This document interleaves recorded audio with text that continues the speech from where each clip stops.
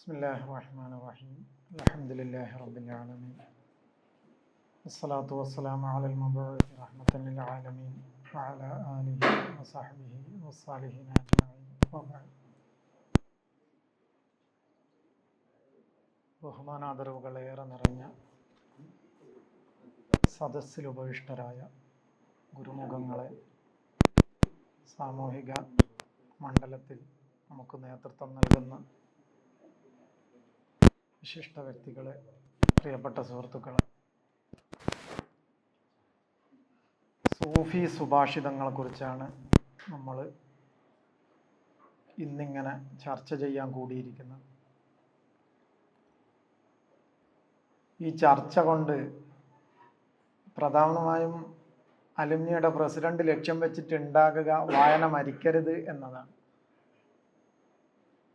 വായന മരിക്കുന്നുവോ എന്നുള്ള ആശങ്ക നമ്മൾ ഒരുപാട് കാലമായിട്ട് കേൾക്കണതാണ്. ഖിയാമത്ത് നാൾ എടുത്തിട്ടുണ്ട്, മഹ്ദി ഇമാം ഇറങ്ങുന്നുണ്ട്, വായന മരിക്കുന്നുണ്ട്, ഇങ്ങനെ കുറച്ച് കാര്യങ്ങളുണ്ട് നമ്മൾ നിരന്തരം കേൾക്കാൻ വിധിക്കപ്പെട്ടാൽ.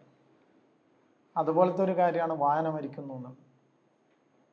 പുസ്തകശാലകൾ, പ്രസാധക സംഘങ്ങൾ കൂടിക്കൂടി വരിക, പലരും പുസ്തക വിൽപ്പന വലിയൊരു കച്ചവടമാണ് എന്ന് മനസ്സിലാക്കുക, അന്യരാജ്യങ്ങളിലെ പുസ്തകങ്ങളൊക്കെ നാൽക്കവലകളിൽ പോലും ലഭ്യമാക്കുക, ഇങ്ങനെയൊക്കെ ഉള്ള നമുക്ക് പ്രത്യക്ഷത്തിൽ തോന്നുന്ന തെളിവുകൾ അതിനെതിരാണ് എന്നാണ് നമ്മെ ബോധ്യപ്പെടുത്തുന്നത്. മാഷുടെ ഈ ചട്ടയെക്കുറിച്ചുള്ള സങ്കടം അത് തീർക്കും എന്നാണ് ഞാൻ വിശ്വസിക്കുന്നത്. സുകുമാർ അഴീക്കോടിൻ്റെ ഏറ്റവും പ്രസിദ്ധമായ കൃതി തത്വമസി. ആ തത്വമസി ഒരു ചുവന്ന ഒരു ആകാശവും ഒരു കറുത്ത പക്ഷിയും പറക്കുന്ന ചിത്രമാണ്. ഇതേപോലെ വലിയ അക്ഷരത്തിൽ തത്വമസി എന്ന് എഴുതുകയും ചെയ്തിട്ടുണ്ട്.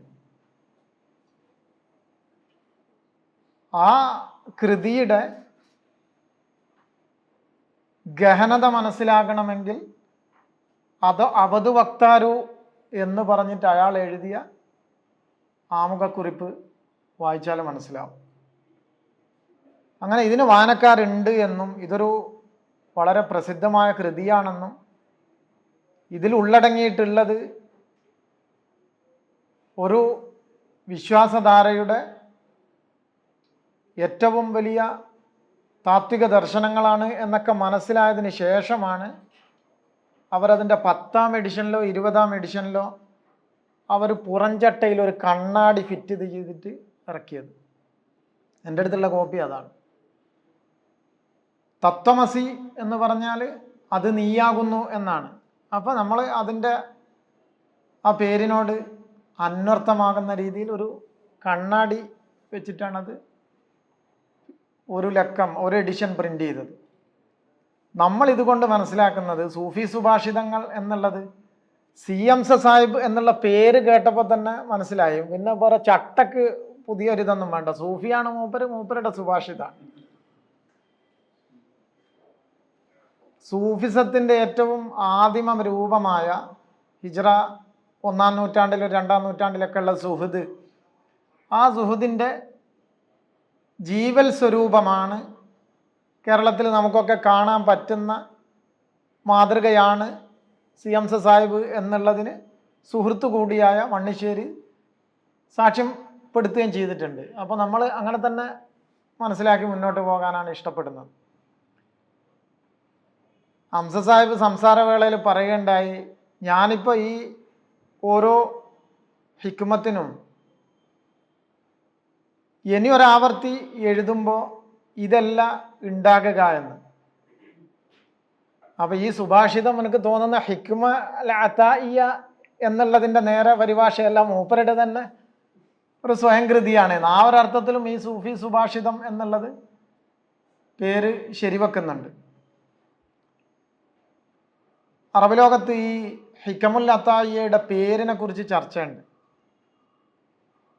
ഇപ്പോൾ Ibn Ata, Ahmad bin Muhammad bin Ata Illah Sikandari എന്ന് പറയുന്ന ആളുടെ കൃതിയാണിത്.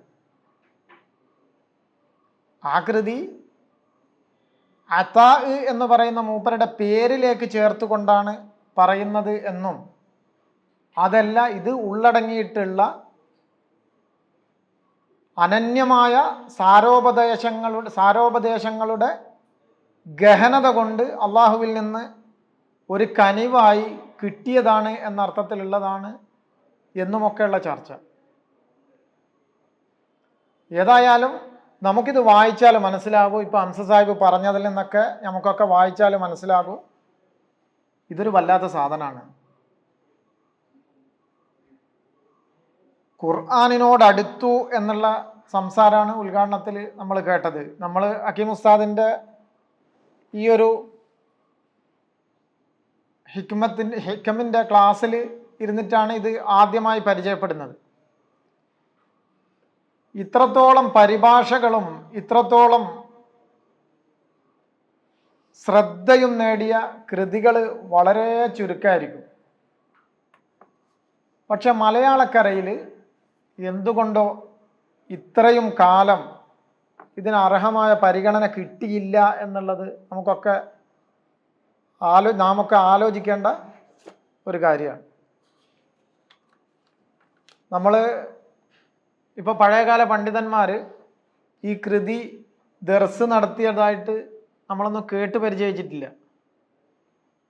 നേരെ മറിച്ച് അറബ് രാജ്യങ്ങളിൽ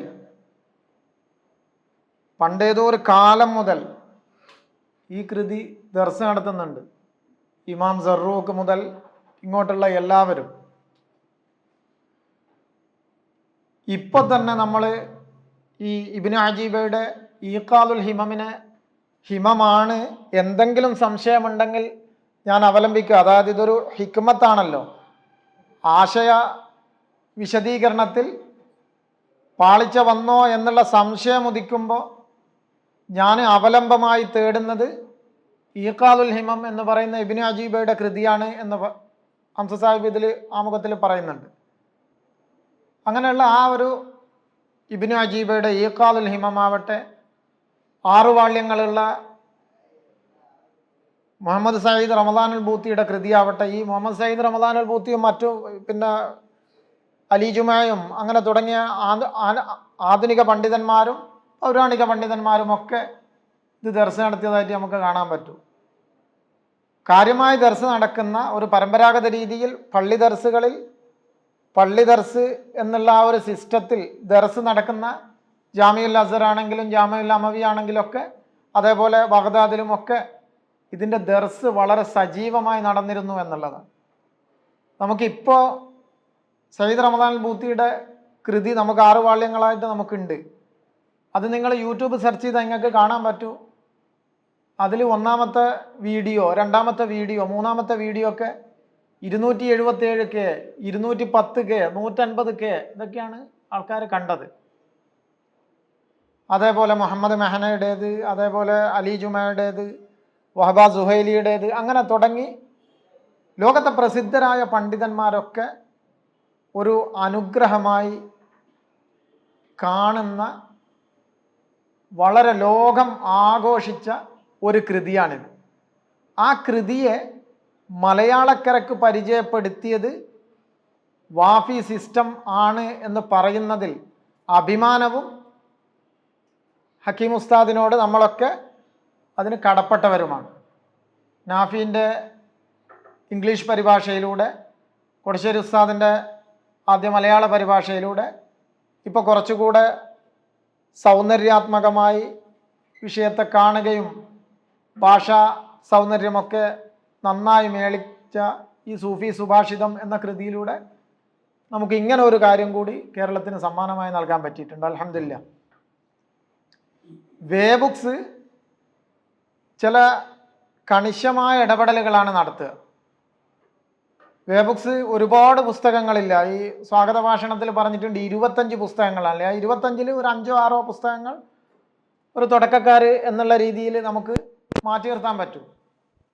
നേരെ മറിച്ച് കേരളത്തിൽ ബാഫക്കി തങ്ങളെക്കുറിച്ച് ആർക്കെങ്കിലും കുറച്ച് ഡാറ്റ അല്ലെങ്കിൽ കാര്യമായ എന്തെങ്കിലും അറിയണമെന്ന് ആഗ്രഹിക്കുന്നവർക്ക് അവലംബിക്കാൻ പറ്റുന്നത് വേ ബുക്സിനെയാണ്.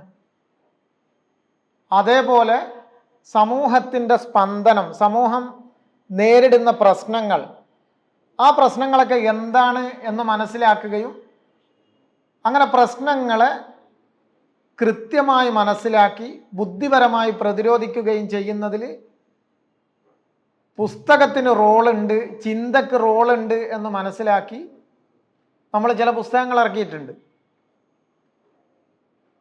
സയ്യിദ് റമദാനുൽ ബൂത്തിയുടെ കുബ്രൽ യഖീനിയാത്തിൽ കൗനിയയുടെ പരിഭാഷയും ആ ഒരർത്ഥത്തിലാണ്. ഇവിടെ മതനിരാസവും ലിബറലിസവും ഒക്കെ മാർക്സിസ്റ്റ് ഐഡിയോളജിയുടെ പിൻബലത്തോടു കൂടി ഇവിടെ ഇങ്ങനെ വേരോട്ടം നേടും എന്നുള്ള ഒരു തിരിച്ചറിവ്, ആ ഒരു തിരിച്ചറിവിൽ നിന്ന് മുസ്ലിം വിശ്വാസികൾക്ക് അവരുടെ മതവിശ്വാസത്തിൽ അനിവാര്യമായും ആഗ്രഹിക്കുന്നവർക്ക് തേടാൻ, അവലംബിക്കാൻ, വായിക്കാൻ, മനസ്സിലാക്കാൻ ഒരു കൃതി വേണം എന്നുള്ള ഒരു തിരിച്ചറിവിൽ നിന്നാണ് അങ്ങനെ ഒരു കൃതി ഉണ്ടായത്. ഈ കൃതിയെക്കുറിച്ച് മുഹമ്മദ് സയ്യിദ് റമദാനുൽ ബൂത്തി പറയുന്നത്, ഈ കൃതിയിൽ എന്താണ് അടങ്ങിയിട്ടുള്ളത് എന്നുള്ള ചോദ്യത്തിന് ഒരൊറ്റ ഉത്തരേ ഉള്ളൂ. ഒരുപാട് പ്രശ്നങ്ങൾക്കുള്ള പരിഹാരമാണ്. ഇവിടെയുള്ള ഒരുപാട് പ്രശ്നങ്ങൾ പരിഹരിക്കാൻ, അല്ലെങ്കിൽ അതിൻ്റെയൊക്കെ അടിസ്ഥാന കാരണം എന്ന് പറയുന്നത് ഒന്നാണ്. ആ ഒരു വിഷയത്താണ് ഈ കൃതി അഡ്രസ്സ് ചെയ്തത്. അത് ഇഖ്ലാസ് എന്ന് പറയുന്ന വിഷയമാണ്. ഇപ്പം നമ്മൾ സുന്നികളിലുള്ള ചേരിപ്പോൾ ഒരു സജീവമായിട്ട് കേരളക്കരയിൽ ഇങ്ങനെ നടങ്ങുകയാണ്. നമ്മൾ സോഷ്യൽ മീഡിയയിലൂടെ മറ്റൊക്കെ അതിലിങ്ങനെ അസ്വസ്ഥപ്പെടുകയാണ്. ലോകത്ത് തന്നെ മുസ്ലിങ്ങൾക്ക് ഒറ്റ നേതൃത്വം, പിന്നെ ഐക്യമില്ലായ്മ എന്നൊക്കെ പറഞ്ഞിട്ടുള്ള ഒരുപാട് കാര്യങ്ങളുണ്ട്. ഇതിൻ്റെയൊക്കെ അടിസ്ഥാന കാരണം, മൂല കാരണം എന്ന് പറയുന്നത് ആർക്കും ഒന്നിലും ഇഖ്ലാസ് ഇല്ല എന്നുള്ളതാണ് എന്ന് ഞാൻ പറയുന്നതല്ല, സയ്യിദ് റമദാനുൽ ബൂത്തി മൂപ്പര് പറയുന്നത്. നമ്മളുടെ ഷിഖാക്ക്, നമ്മളുടെ ഫിറാക്ക്, നമ്മളുടെ പിന്നെ ഹുബ്ബുൻ നഫ്സ്, ഹുബ്ബുദ് ദുനിയ, ഇതൊക്കെയാണ് ഇതിൻ്റെ കാരണം. ഇതിനെയാണ് ഈ കൃതി അഡ്രസ്സ് ചെയ്യുന്നത് എന്നാണ് പറയുന്നത്. ഈ കൃതിയെ 3 കാറ്റഗറിയായിട്ടാണ് ലോകം കാണുന്നത്. ഒന്ന്, നമ്മുടെ വിശ്വാസത്തിൻ്റെ അടിസ്ഥാനമായ തൗഹീദ്. തൗഹീദ് എന്ന് പറയുമ്പോൾ നമുക്ക് ലാ ഇലാഹ ഇല്ലല്ലാഹ് എന്ന് പറയുന്നതിൻ്റെ പരിമിതിയിൽ നിന്നുകൊണ്ട് നമുക്ക് ഒരുപാട് നമ്മൾ അറിയാത്ത ശിർക്കുകൾ വരും. ആ അവ്യക്തമായ, നിഗൂഢമായ, അല്ലെങ്കിൽ നമുക്ക് എളുപ്പത്തിൽ മനസ്സിലാക്കാൻ പറ്റാത്ത ശിർക്കുകൾ, ആ ശിർക്കുകളെ ഇല്ലാതാക്കുന്ന ഭാഗമാണ് ഇതിലുള്ളത്. ഈ ഹിക്മത്തിൻ്റെ ഒരു നല്ലൊരു ശതമാനം ഓരോ ഹിക്മത്തുകളിലും അതാണ് നമുക്ക് കാണാൻ പറ്റുക. നമ്മൾ ആദ്യത്തെ ഹിക്മത്ത് തന്നെ എടുത്താൽ, മിൻ അലാമാത്തിൽ ഇഅ്തിമാദി അലൽ മർഇ നുഖ്സാനുർ റജാഇ ഇൻദ വുജൂദി സലൽ എന്ന് പറഞ്ഞു തുടങ്ങുന്ന ആ ഒരു ഇത്, നമ്മളുടെ പ്രവൃത്തിയാണ് എല്ലാത്തിൻ്റെയും ആധാരം എന്ന് നമ്മൾ തെറ്റിദ്ധരിച്ചു വെച്ചിട്ടുണ്ട്. അപ്പോൾ ആ തെറ്റിദ്ധാരണ തന്നെയാണ് നമുക്ക് അങ്ങനെ തെറ്റിദ്ധാരണ ഉണ്ടാകുമ്പോൾ, അങ്ങനെ തെറ്റിദ്ധാരണയാണ് എന്ന് നമുക്ക് ബോധ്യപ്പെടുമ്പോഴാണ് നമുക്ക് നമ്മുടെ പ്രവൃത്തിയിൽ എന്തെങ്കിലും ഒരു അസ്വസ്ഥത, ഇടർച്ച, ഒരു ന്യൂനത ഒക്കെ വരുമ്പോൾ നമുക്ക് ആ പ്രതീക്ഷ നഷ്ടപ്പെടുകയാണ്. അപ്പം ഈ ഒരു കാര്യം പറഞ്ഞാണ് ഹിക്മത്ത് തുടങ്ങുന്നത് തന്നെ. പിന്നെ അതിൽ തന്നെ രണ്ടാമത്തെ ഇത് പറയുന്നുണ്ട്, ഈ നിങ്ങളെ തെജ്രീദിലാണ് നിർത്തിയതെങ്കിൽ നിങ്ങൾ അസ്ബാബിലേക്ക് തിരിയരുത്, നിങ്ങൾ അസ്ബാബിലേക്കാണ് നിർത്തിയതെങ്കിൽ നിങ്ങൾ തെജ്രീദിലേക്ക് തുടങ്ങരുത്. അങ്ങനെ പിന്നെ അതിനുശേഷമുള്ളത് ഖദർ ഖദാഇനെ കുറിച്ചുള്ള സംസാരം. അതിനുശേഷം വീണ്ടും പറയുന്നു, ഒരുപാട് ആളുടെ വലിയ ഫിലോസഫി ആയിട്ട് പറയുന്ന അരിഹ് നഫ്സക മിനത്ത് തദ്ബീർ ഫമാ കാമ ബിഹി ഗൈറുക് ലാ തഖും ബിഹി ലിനഫ്സിക്. നിങ്ങൾ എന്ത് ചെയ്യരുത്, ഒരുപാട് ആലോചിക്കണ്ട. ഉസ്താദ് പറഞ്ഞ ആ ഒരു ചിന്ത അല്ല ഇത്. അതായത് ഉസ്താദിനെ പറയലുണ്ട്, നിങ്ങൾ ഇന്നലെ ചരിത്രത്തിൻ്റെ ഭാഗമാണ്, നമ്മൾ സാധാരണ പറയുന്നതാണ്. ഇന്നലെ ചരിത്രത്തിൻ്റെ ഭാഗമാണ്, നാളെ ഭാവിയാണ്, ഇന്നാണ് ജീവിതം. അപ്പോൾ ചരിത്രം നമുക്കൊരു ഭാരമായി, നമ്മൾക്കിങ്ങനെ ഒന്നും പ്രവർത്തിക്കാതിരിക്കുന്ന ഒരു കാരണമായി മാറുക. ഭാവിയെക്കുറിച്ച് ആലോചിച്ച് നമ്മളാകെ നിഷ്ക്രിയരാകുക, ഇതൊന്നുമല്ല വേണ്ടത്. ഇത് അത്തരം കാര്യങ്ങളൊക്കെ ഒഴിവാക്കിക്കളാം, അതൊക്കെ വേറെ ആൾ ചെയ്തോളൂ. അതായത് നമുക്ക് നേരെ ഒരു ഫിലോസഫി പറയുമ്പോഴും തൗഹീദിൻ്റെ ആ ഒരു സൗന്ദര്യം അത് ചെയ്യാൻ. നേരത്തെ അംസ സാഹിബ് പറഞ്ഞല്ലോ, ആഖിറത്തിനെ കുറിച്ചുള്ള കാര്യം പടച്ചോൻ ഗ്യാരണ്ടി ചെയ്തിട്ടുണ്ട്. അതേപോലെ ഇവിടുത്തെ കാര്യം നിങ്ങൾ നാളെ എന്ത് എന്നുള്ളതിനെ പറ്റി നിങ്ങൾ ആലോചിക്കേണ്ട. ഫമാക്കാമ ബിഹി ഗൈറുക്ക് എന്ന് പറയുന്ന ആ ഗൈറ് പടച്ചോനാണ്. അപ്പൊ വേറൊരാൾ ചെയ്യും എന്ന് പറഞ്ഞത് പടച്ചോൻ ഏറ്റെടുത്തൊരു കാര്യം എന്ത് ചെയ്യണ്ടില്ല, വീണ്ടും നീ ചെയ്യണ്ടില്ല. ഇങ്ങനെ തുടങ്ങിയ തൗഹീദിൻ്റെ കുറേ കാര്യങ്ങൾ. രണ്ടാമത്തത് അഖ്ലാഖാണ്, നമ്മളുടെ സ്വഭാവം. ഇതിൽ ഒരുപാട് കാര്യങ്ങൾ ദുആയുടെ അംസ സാഹിബ് ഇവിടെ സൂചിപ്പിച്ചു. ഈ ദുആന്റെ കാര്യം പറയുമ്പം തന്നെ ആ ദുആന്റെ ആദാബുകൾ, അഖ്ലാഖുകൾ ഇങ്ങനെ പറയുന്നുണ്ട്. നമ്മൾ ദുആ എന്ന് പറയുന്നത് തലബ് എന്നുള്ള അർത്ഥത്തിലാണ് നമ്മൾ കാണുക. ദുആ എന്ന് പറഞ്ഞാൽ നമ്മൾ ശരിക്കെന്ത് വേണോ, ഈ ഇൻകിസാറുൽ ഖൽബ്, ഹൃദയം ഇങ്ങനെ പൊട്ടണം എന്നാണ് അതിലിങ്ങനെ പറയണത്, ഹിക്കമിൽ പറയുന്നത്. നമുക്ക് ഹൃദയം പൊട്ടി മനസ്സ് മനസ്സ് നല്ലോണം വേദനിച്ച് നമ്മൾ ആഗ്രഹിക്കുന്ന കാര്യങ്ങൾ ഹൃദയ സാന്നിധ്യത്തോടുകൂടെ അള്ളാഹുവിനോട് ചോദിക്കുന്നു. ആ ചോദ്യത്തിന് പടച്ചോ ഉത്തരം തരൂ. ആ ഉത്തരം തരുന്ന രീതി ആണ് ആ പറഞ്ഞത്. നീ ചോദിച്ചത് അങ്ങനെ തന്നെയല്ല ചിലപ്പോൾ തരിക. ഏത് സമയത്ത് ഏത് രീതിയിൽ എന്ത് തരണമെന്ന് പടച്ചോൻ തീരുമാനിക്കും. ഇങ്ങനെയുള്ള അഖ്ലാഖിയാത്ത് കാര്യങ്ങൾ ഒരുപാട്, അഖ്ലാഖിയാത്ത് ഉൾക്കൊള്ളുന്ന ഒരു ഭാഗം. പിന്നെ മൂന്നാമത്തേത് സുലൂക്കാണ്. മൂന്നാമത്തെ ദിക്റ് ചെല്ലാൻ, ചില കാര്യങ്ങൾ ചെയ്യാൻ, ആ ചെയ്യുമ്പോഴുള്ള നമ്മളുടെ മനസ്സാന്നിധ്യം ഇല്ലെങ്കിൽ അതിൻ്റെ പിന്നിലുള്ള അതിങ്ങനെ ചെയ്തുകൊണ്ടേ ഇരിക്കുമ്പോൾ നമുക്ക് സാന്നിധ്യം ഉണ്ടാകും. നമ്മളിപ്പോൾ ലാ ഇലാഹ ഇല്ലല്ലാഹ് എന്ന് ചെല്ലുമ്പോൾ ഹൃദയ സാന്നിധ്യം ഇല്ലെങ്കിൽ ഇനിയൊരു 100 വട്ടം ചെല്ലിക്കോ. ആ 100 വട്ടം ചെല്ലുമ്പോൾ ഒരു വട്ടം നിനക്ക് ഒരു പക്ഷേ ഹൃദയ സാന്നിധ്യം ഉണ്ടാവും.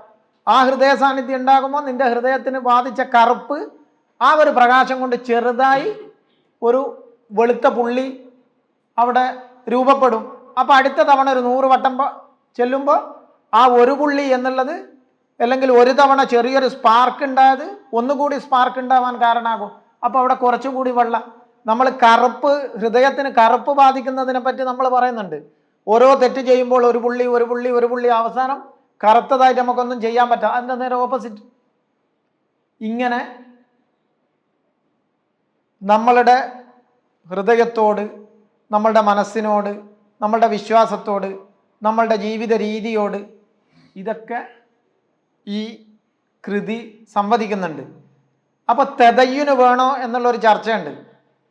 അതായത് ഇങ്ങനെ ചെയ്യുമ്പോൾ നമ്മളെന്തിനാണ് അത്ര കൃത്യമായിട്ട് പറയുന്നത്? ചിലരൊക്കെ ഉണ്ട്, ചില സൂഫികളൊക്കെ, നമ്മൾ ഇബാദത്തൊന്നും ചെയ്യണ്ട, നമ്മൾ മനസ്സുണ്ടല്ലോ അത് മതി. അപ്പോൾ അത് ഖുർആൻ്റെ നേരെ തെസ്കിയത്ത് എന്ന് പറയുന്നത്, ഖുർആന് ഈ തസവുഫ് എന്നുള്ളതിൻ്റെ ആദിമ പേരും അല്ലെങ്കിൽ ആദിമ രൂപം സുഹൃദാണല്ലോ. ആ സുഹൃദിൽ നിന്ന് പിന്നീട് വരുമ്പോൾ പിന്നെ വന്ന പേരാണ് ഇൽമു തെസ്കിയ എന്ന് പറയുന്നത്.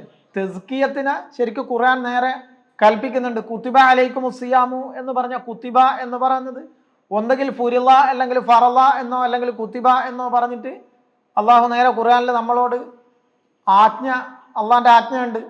അപ്പം ആജ്ഞ നമ്മൾ അനുസരിക്കുകയാണെങ്കിൽ നമ്മൾ കർമ്മം ചെയ്യണം. അപ്പോൾ തെസ്കിയത്ത് എന്നുള്ളത് നമ്മൾ കർമ്മം ചെയ്യുക, തദയ്യുൻ എന്നുള്ളത് നമ്മളുടെ കൽപ്പനയുടെ ഭാഗമാണ്. അങ്ങനെ ആ കൽപ്പനയുടെ ഭാഗമായി നമ്മൾ ചെയ്യുമ്പോഴാണ് നമ്മൾ ഇങ്ങനെ ഏതൊരു ലക്ഷ്യത്തിന് വേണ്ടിയാണോ ഭൂലോകത്ത് നമ്മൾ ഖലീഫമാരായത് ആ ഒരു ലക്ഷ്യം ഇവിടെ നിറവേറുകയും നമ്മൾ സ്വർഗസ്ഥരാകുകയും ചെയ്യുക. അള്ളാഹു തൗഫീഖ് നൽകട്ടെ. ഇതിൻ്റെ ഈ കൃതിയിൽ വളരെ യാദൃച്ഛികമായാണ് ഇബ്നു അത്താഉല്ലാഹി സിക്കന്ദരി അബുൽ അബ്ബാസുൽ മുർസിയെ കണ്ടത് എന്നുള്ളൊരു പരാമർശമുണ്ട്.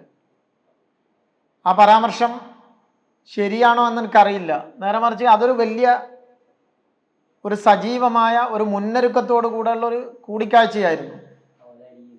അവതാരികയിലാണ്, അതല്ല എനിക്കറിയാം, ഞാൻ പേര് കണ്ട് പറയണ്ടെന്ന് കരുതി. ഇബ്നു അത്താഉല്ലാഹി സിക്കന്ദരി വലിയ ഫഖീഹാണ്, വലിയ പിന്നെ അഖീദയിൽ നല്ല അവഗാഹമുള്ള ആളാണ്, മുഹദ്ദിസാണ്, ഫിലോസഫിയിൽ നല്ല ധാരണയുള്ള ആളാണ്. അങ്ങനെയൊക്കെയുള്ള ആളാണ്. തസവുമായിട്ട് ഒരു ബന്ധം ഉണ്ടായിരുന്നില്ല. ഇസ്കന്ദരിയയിലാണ് അദ്ദേഹം പ്രവർത്തിച്ചു കൊണ്ടിരിക്കുന്നത്. അപ്പോൾ ആ ഇസ്കന്ദരിയയിൽ പ്രവർത്തിച്ചു കൊണ്ടിരിക്കുമ്പോൾ തൊട്ടിപ്പുറത്ത് ഇബ്നു അത്താഉല്ലാ സിക്കന്ദരി വരികയും ആൾക്കാർ അദ്ദേഹത്തിൽ ആകൃഷ്ടരാകുകയും ആൾക്കാർ അദ്ദേഹത്തെ കേൾക്കുകയും അദ്ദേഹത്തിൻ്റെ ക്ലാസ്സിൽ പങ്കെടുക്കുകയൊക്കെ ചെയ്യാണ്.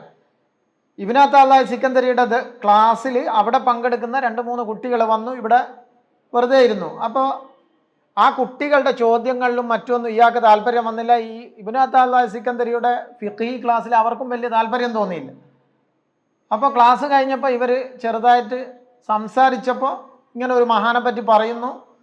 അങ്ങനെ ആ മഹാൻ്റെ ഒന്ന് കാണണം, അല്ലെങ്കിൽ മഹാനെക്കുറിച്ച് അകന്നു നിന്നൊന്ന് അറിയണം എന്ന് മനസ്സിലാക്കുന്നു. അങ്ങനെ ഇബ്നു അത്താഉല്ലാ സിക്കന്ദരി പിന്നീട് അബുൽ അബ്ബാസുൽ മുർസിയുടെ ക്ലാസ്സിൽ പോയിരിക്കുന്നു. അങ്ങനെ ക്ലാസ്സിൽ പോയിരുന്നപ്പോൾ അന്നത്തെ വിഷയം ശരീഅത്ത്, തരീഖത്ത്, ഹഖീഖത്ത്, പിന്നെ നിങ്ങൾ ഇബാദത്ത് ചെയ്യുക, അറിഞ്ഞിബാദത്ത് ചെയ്യുക, പടച്ചോനെ കണ്ടിബാദത്ത് ചെയ്യുക, ഇസ്ലാം, ഈമാൻ, ഇഹ്സാൻ എന്നൊക്കെയുള്ള ഇങ്ങനത്തെയുള്ള കുറേ കാര്യങ്ങളാണ് അന്നത്തെ സംസാരങ്ങൾ.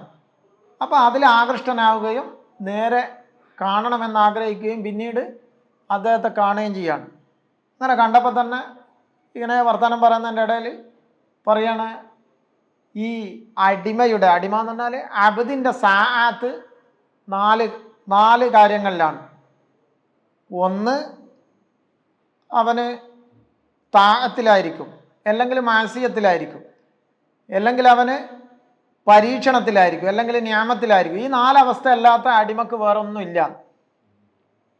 അപ്പോൾ ഇതിനൊക്കെ ഓരോന്നിനും ശുക്ർ ചെയ്യണം, പിന്നെ സബർ വേണം, പിന്നെ അതിന് താഅത്തിലാണെങ്കിൽ അതിലുള്ള അനുഗ്രഹം ആ ഒരർത്ഥത്തിൽ കടപ്പെട്ടവനാവണം. ഇനി മാസിയത്തിലാണെങ്കിൽ അത് പെട്ടെന്ന് തിരിച്ചറിഞ്ഞ് തൗബ ചെയ്യണം എന്നൊക്കെയുള്ള കുറച്ച് ഉപദേശങ്ങൾ അങ്ങനെ കൊടുക്കുകയാണ്. അവിടെ നിന്ന് അങ്ങോട്ടാണ് പിന്നെ ഈ ബന്ധം ഉണ്ടാവണം.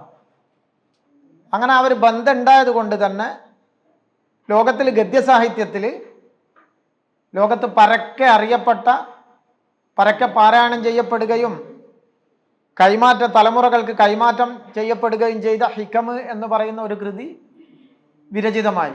അതേപോലെ അബുൽ അബ്ബാസുൽ മുർസിയുടെ മറ്റൊരു ശിഷ്യനാണ് ഇമാമുൽ ബൂസൂരി, നമ്മൾ ബുർദയുടെ രചയിതാവ്. അങ്ങനെ ലോക സാഹിത്യത്തിൽ